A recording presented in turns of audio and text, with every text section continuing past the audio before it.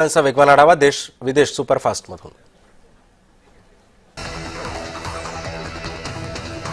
कृष्ण जन्माष्टमीचा उत्साह देशभरामध्ये पाहायला मिळतोय। कृष्ण जन्मभूमी म्हणून ओळखले असलेल्या मथुरेच्या मंदिरामध्ये सुद्धा मोठ्या भक्तिभावाने जन्माष्टमी साजरी करण्यात आली। यावेळी मंदिराला सुद्धा आकर्षक फुलांची सजावट करण्यात आली।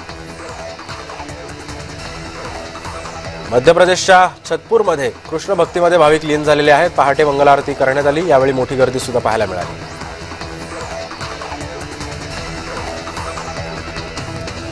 मध्य प्रदेशच्या छतपूरमध्ये सध्या गुजरातमध्ये इस्कॉन मंदिरामध्ये सुद्धा कृष्ण जन्म मोठ्या उत्साहामध्ये साजरा करण्यात आला। कृष्ण जन्माष्टमीच्या पार्श्वभूमीवर देशभरातील कृष्ण मंदिरं सुद्धा सजून गेलेत। गुजरातच्या इस्कॉन मंदिरामध्ये विविध कार्यक्रमांचं सुद्धा आयोजन करण्यात आलं। कृष्ण जन्माष्टमीच्या पार्श्वभूमीवरती राजस्थानमधील गोविंद मंदिर सुद्धा आता प्रसिद्ध आहे। कृष्ण जन्माष्टमीच्या पार्श्वभूमीवर भाविकांनी मोठी गर्दी केली होती। यावेळी मंदिराला आकर्षक फुलांची सजावट सुद्धा करण्यात आली।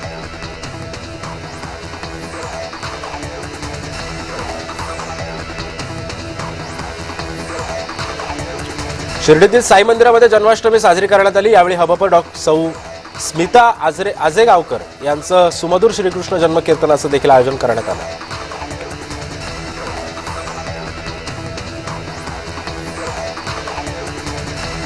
ठाण्यातील संकल्प प्रतिष्ठानच्या वतीनं दहीहंडीचं आयोजन करण्यात आलेलं होतं। ठाण्यामध्ये अनेक ठिकाणी दहीहंड्या उत्सवात मोठ्या उत्साहात साजऱ्या होतात। रवींद्र फाटकांच्या संकल्प प्रतिष्ठानची दहीहंडी उत्सवामध्ये सध्या सेलिब्रिटींची जंत्री पाहायला मिळते।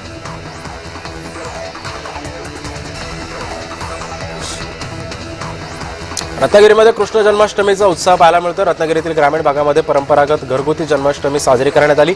यावेळी कृष्णाच्या मूर्तीची विधिवत पूजा सुद्धा करत टाळ मृदुंगांच्या तालावर भाविक सुद्धा थिरकले।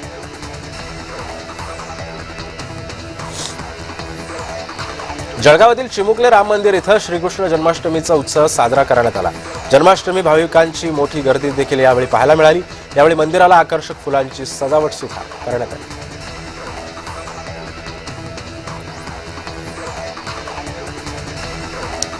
मालेगावच्या चांदवडमध्ये श्रीकृष्ण जन्माष्टमी आणि दहीहंडीच्या रंगीत खडूच्या माध्यमातून मोरपंखी शुभेच्छा देण्यात आल्या। कला शिक्षक देव हिरे यांनी हे फलक रेखाटले।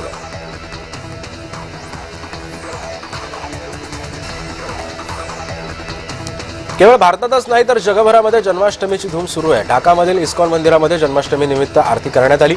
यावेळी भाविक मोठ्या संख्येनं उपस्थित होते।